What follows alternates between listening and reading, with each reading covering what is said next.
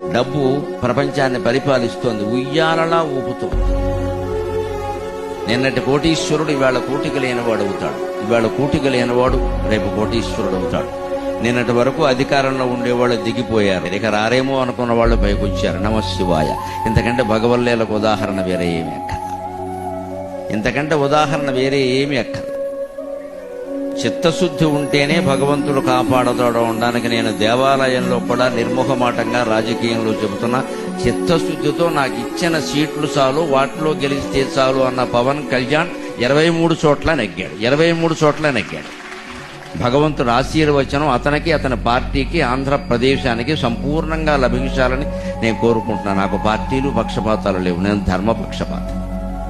ఎవడు ఒప్పుకోడు 21 సీట్లకి, అంత ఇమేజ్ ఉన్నవాడు. అక్కర్లేదు, మాకు పొత్తు ప్రధానం, ముందు గెలవడం ప్రధానం, అది కూడా ప్రజల కోసం అంతే. ఖచ్చితంగా వచ్చేసాయి.